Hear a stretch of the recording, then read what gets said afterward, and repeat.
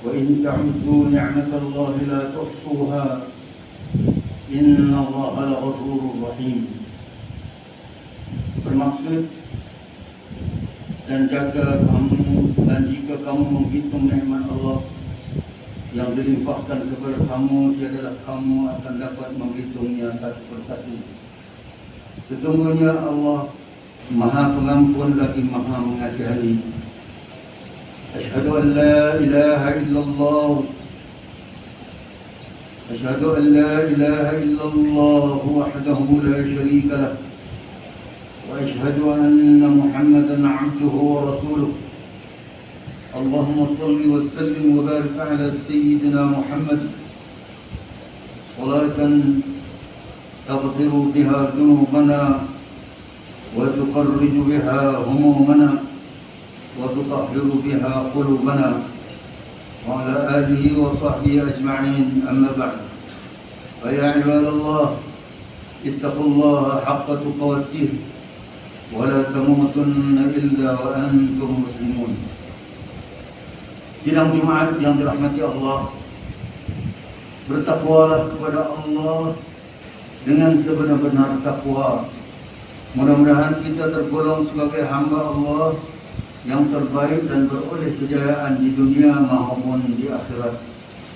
Mimbar pada hari ini akan membicarakan khutbah bertajuk kesihatan adalah nikmat dan amanah. Setiap saat yang berlalu dalam kehidupan ini, kita mengecap berbagai nikmat kurniaan ilahi. Sesungguhnya Allah Maha Pemurah. Dengan kurniaannya tidak terhingga banyaknya, tidak terhitung jumlahnya, seperti yang terkandung di dalam ayat 18 surah An-Nahl. Antara nikmat yang tidak ternilai harganya ialah kesehatan. Dengan memiliki tubuh yang sehat, kita berupaya melaksanakan berbagai kerja dan melakukan berbagai tugas harian. Di samping mengupayakan kita menyempurnakan berbagai ibadah dan amal. Namun, kita sering alpa serta tidak menghargai nikmat kesehatan yang begitu berharga, hingga kita sering mengabaikannya. Sabda Rasulullah sallallahu alaihi wasallam, "Ni'matani maghbunun fihima katsirun minan nas, as-sihhatu wal faragh."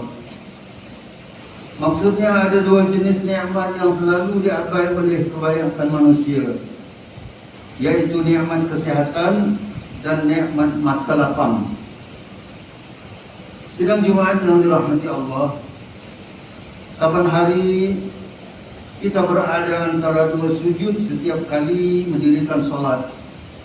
Kita memohon nikmat kesehatan dengan membaca doa yang bermaksud, "Wahai Tuhan Allah, ampunilah daku, rahmati daku, tutuplah aibku, angkatlah derajatku, kurniakan kepadaku rezeki, pimpinlah daku sehat dan afiatkanlah daku, dan maafkan daku." Kandungan doa ini membuktikan Islam sangat memandang berat urusan kesehatan itu. Kerana itu pada setiap kali mendirikan solat, umat dianjurkan memohon agar Allah SWT memurniakan kesehatan dan keafiatan. Namun demikian, semata-mata berdoa tanpa dilengkapi dengan sebarang usaha, kerja usaha tidak akan memberi makna. Kerana doa tanpa usaha adalah sia-sia. Kata Arab ada menyebutkan, "Tarjun najata wa lam tasluk masalikaha, inna as-safinata la tajri 'ala al-yabas." Artinya kamu inginkan keberhasilan suatu perkara umpama kesehatan. tetapi kamu tidak mengikuti langkah-langkah yang menuju kepada kejayaan tersebut. Ketahuilah, sesungguhnya kapal laut tidak akan berlayar di atas daratan. Kesihatan yang dikurniakan oleh Allah SWT bukan saja nikmat yang wajib disyukuri, bahkan kesihatan merupakan satu tanggungjawab dan juga amanah yang wajib dijaga dan dipelihara. Tidak wajar tubuh badan diperhambakan selagi mahu untuk memenuhi naluri dan keperluan hidup, sedangkan haknya untuk dirawat, direhatkan tidak langsung dipedulikan. Kadang-kadang akal yang sehat terbina daripada tubuh yang sehat. Akal dan tubuh yang sehat membantu manusia membina keluarga masyarakat yang sehat. Sidang Jumaat yang dirahmati Allah, diperhatikan saban hari bilangan yang menghidapi penyakit yang berat hingga membawa maut semakin bertambah. Antaranya barah, stroke, serangan jantung, paru-paru, buah pinggang bermasalah, darah tinggi, kencing manis, obesiti atau kegemukan yang keterlaluan, demensia dan Alzheimer. Kos rawatan dan kos perubatan semakin meningkat, yang menjadi beban tanggungjawab berat kepada kerajaan, majikan, syarikat, takaful, insurans, serta keluarga dan orang perseorangan pun.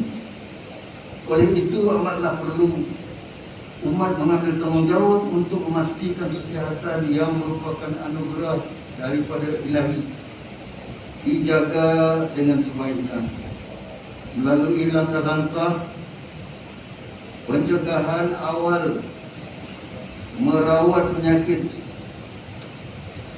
bila saja dapat ditemui awal penyakit itu. Islam amat menekankan penjagaan kesihatan berkualiti untuk menjamin prinsip maqasid syar'i bagi kemaslahatan umat. Pengabaian terhadap penjagaan kesihatan umpama mencampakkan diri ke dalam kebinasaan, suatu tindakan yang jelas bertentangan dengan syariat Ilahi. Tubuh badan yang lemah, sakit memberikan kesan terhadap pengurusan hidup. Untuk mendapatkan kesejahteraan, seterusnya boleh menjejaskan usaha pembangunan umat dan pembangunan negara pun, demi menjamin tersemainya budaya hidup yang sehat dan sejahtera. Mimbar dengan ini menyeru para jamaah, tolong beri perhatian kepada perkara berikut. Pertama, tingkatkan kualiti dan kuantiti ibadah. Banyakkan bersalat, berzikir, bersalawat, membaca Al-Quran.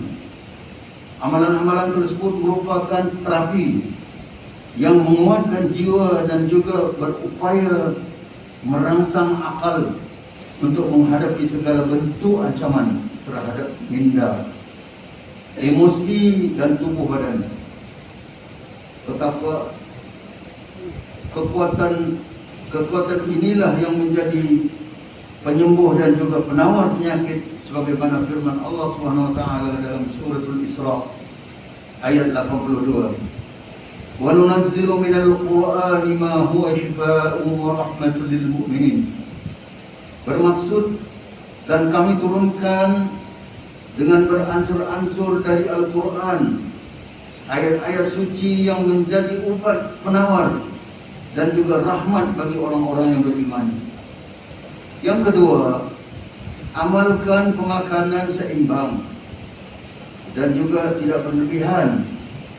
Islam menganjurkan sikap mengambil makanan, minuman secara sederhana, khairul umur awsatuha, sebagai perkara pertengahan, sebagaimana yang diamalkan oleh Nabi Muhammad SAW.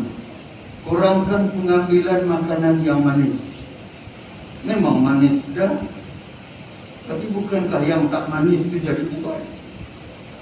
Manisan jaga, tinggi lemak atau tinggi kolesterol, membanyakkan makan ulam-ulaman, sayur-sayuran, buah-buahan. Islam menggalakkan umat yang berpuasa sunat sebagai salah satu daripada kaedah untuk menyehatkan badan dan juga mengawal hawa nafsu. Yang ketiga, hentikan tabiat merokok. Ini tajuk berat. Henti menghisap rokok. Bukan hisap saja, beli. Bukan beli saja, kena keluar wang. Tapi cuba perhatikan apakah faedahnya. Kita tanya akal yang sehat waktu keadaan tenang, tanya balik, apalah gunanya? Maka dari situ disarankan guna satu kata-kata, beri kata-kata kepada rokok. Wahai rokok, aku tidak mati kerana aku tinggalkan engkau. InsyaAllah, kalau kita penuh dengan kesadaran dan kesungguhan, dan hindarilah minuman keras, sudah tentu itu adalah hukumnya jelas haram. Yang keempat, menjaga kebersihan, sama ada dari sudut jasmani atau rohani, merangkumi tubuh badan, pakaian, tempat tidur. Tempat tidur selalu kena bersih. Bahkan baginda sallallahu alaihi wasallam menggalakkan tempat tidur itu hendaklah dijaga, diatur. Kadang-kadang boleh dikatakan tidak jaga tempat tidur, lekuk tempat baring 2-3 hari tak berubah, lekuk itulah, bagilah dia debu, tepuk-tepuk, atur susun dan sebagainya. Selain daripada yang dimaksudkan itu juga mata seronok memandang. Itulah tempat tinggal, tandas, bilik air, kenderaan-kenderaan dan juga pengangkutan, tempat bekerja dan tempat berniaga. At-tuhuru syatrul iman. Hadis riwayat Muslim menyebutkan maksudnya kebersihan adalah sebahagian daripada iman. Yang kelima, melakukan riyadhah, aktiviti fisikal yang menjadi asas kepada kekuatan tubuh badan. Berriyadhah umpama ubat semula jadi, dapat meningkatkan dari ketahanan badan yang boleh menghalang penyakit pun, sebagai resisten di dalam badan. Seperti mana kekuatan yang boleh lama, kekuatan boleh teratur, dia sentiasa ada. Sedangkan keperluan-keperluan itu tidak menentu. Kadang-kadang perlukan kepada kerja-kerja yang diurus itu adalah tenaga. Maka sebab itu riyadhah janganlah sama sekali jika ada yang menyebutkan bahawa saya buat riyadhah bila saya sakit. Bila saya sakit, saya pergi hospital. Itu adalah salah sebenarnya. Kita renungkanlah. Selama 20 minit ambil untuk kita bergerak seperti berjalan kayu basikal. Kerana hidup sebenarnya yang disukai oleh badan kita, yang disebutkan al-hayat al-harakiyah, apa-apa jenis kerja laku, kerja gerak, itu adalah menjadi dasar kepada kesukaan tubuh badan kita. Keenam, mendapatkan rehat secukupnya untuk memulihkan tenaga. Tidur pada awal malam kurang-kurangnya 6 jam. Kalau 7 jam sudah paling cukup. Malam bangun pada awal subuh, dapat melaksanakan salat subuh. Allah Subhanahu wa taala menjelaskan di dalam beberapa ayat Al-Quran tentang pentingnya peranan tidur dan istirahat dalam proses dan pusingan hidup manusia itu. Barakallahu li wa lakum bil Qur'anil azim wa nafa'ani wa iyyakum bima fihi min al-ayat wa dhikril hakim wa taqabbal minni wa minkum tilawatahu innahu huwas samiul alim. Aqulu qawli hadha wa astaghfirullah al-azim li wa lakum wa lisa'iril muslimin wal muslimat wal mu'minin wal mu'minat al-ahya'i minhum wal amwat fastaghfiruh innahu huwal ghafurur rahim.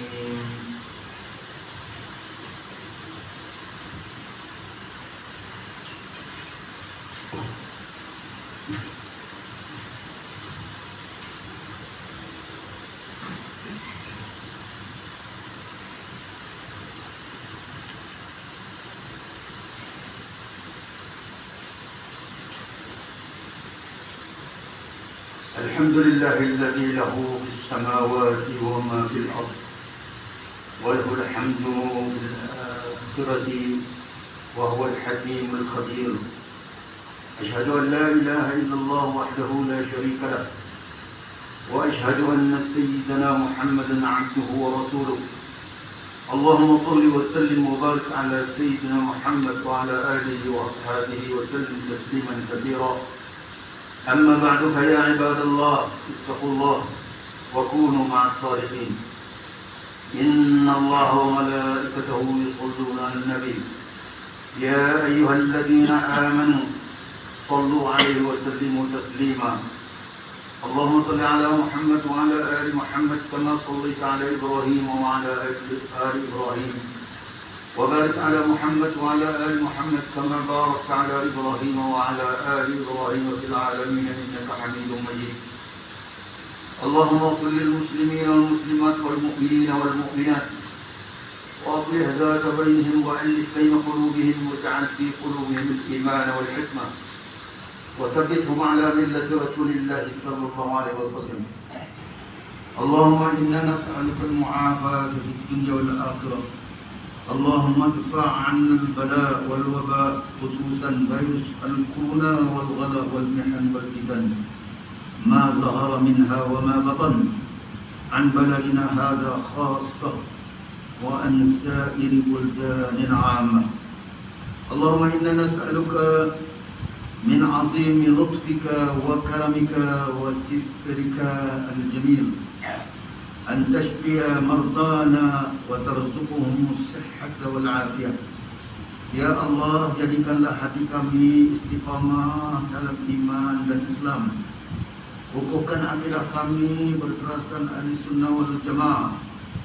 Hiasilah ibadah kami dan pribadi kami